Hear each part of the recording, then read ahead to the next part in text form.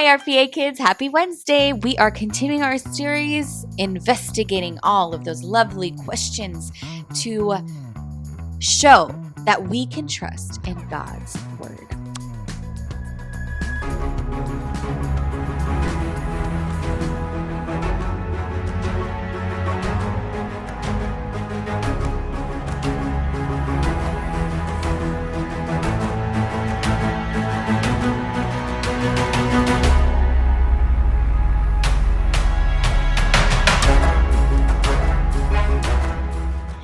So today we are going to look at the story of Jericho. Have you ever heard that word?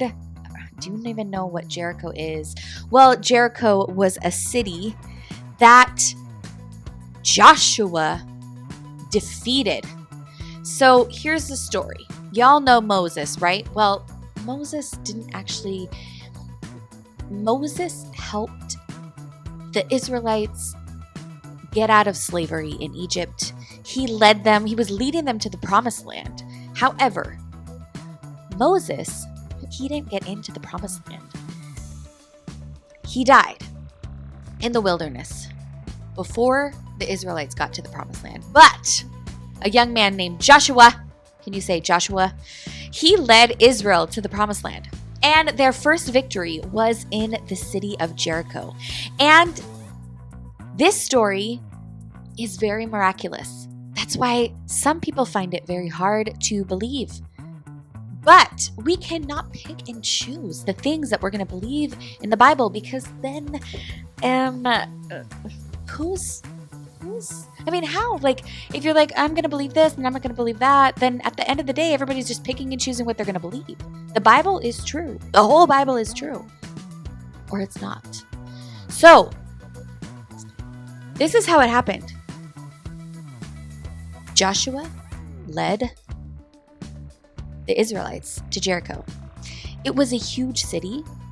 It had huge walls that were blocking the whole city. And God told Joshua, this is how you're going to capture this city.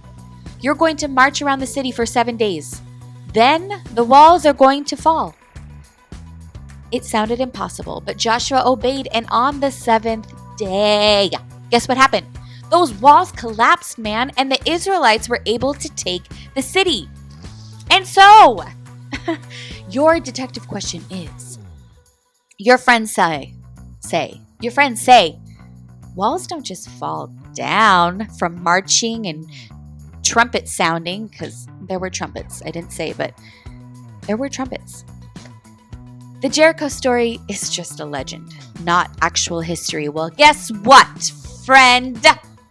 I have some clues and evidence to share with you so that you can see how it is that we believe that this story is not a fairy tale. It is true. So follow me. Let's go check out these clues. You ready? Clue number 1. We have archaeological evidence of destroyed walls where Jericho once stood. I'm not even joking. Archaeologists, remember, these are people who study sites where humans used to live, and they dig up their clay pots and their homes, and they find a ton of stuff that helps them study and understand what life was like way before you or I were born. And they found Jericho's walls that had collapsed outward, which is very unusual because walls normally fall inward when they fall. And the ruins match the timeline in the Bible that this happened around 1400 BC. You know, BC means before Christ, just so you know. So there we go. We found walls in Jericho that had collapsed, and we could tell that they collapsed in an interesting way. So there you go. Clue number 1. Clue number 2. Are you ready? There is evidence, okay? Evidence of sudden destruction. I am serious.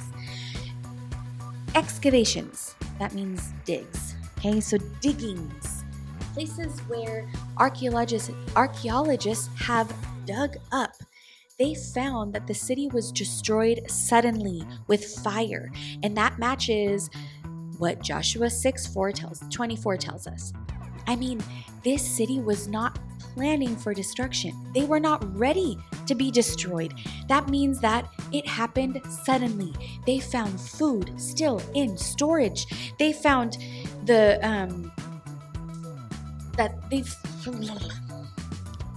still found food jars filled with food remains. I mean, if they knew their city was going to be attacked, they would have left and took everything with them, and they did not. This was a sudden disaster. Evidence number 3.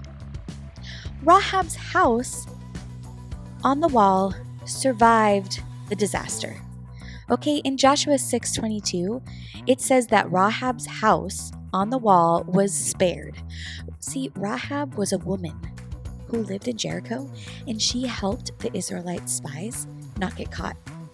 And archaeologists found a section of the wall that did not collapse, exactly where a house would have been. So this is our clue number 3 that this story actually did happen. And yeah, there you go. So why is this important?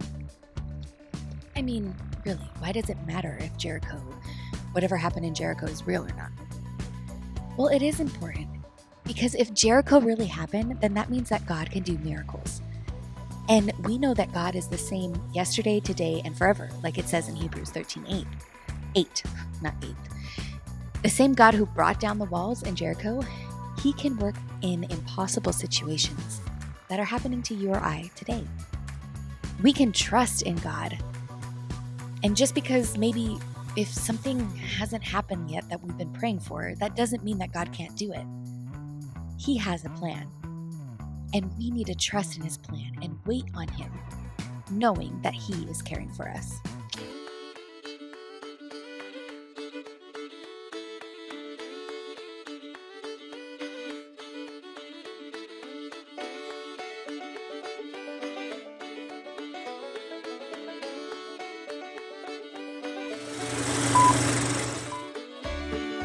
Hi! I almost said a bunch of our kids. Hi. Evidence number 3. Rahab's house was not swallowed. Once again, that word that everybody is... Once again, archaeological evidence.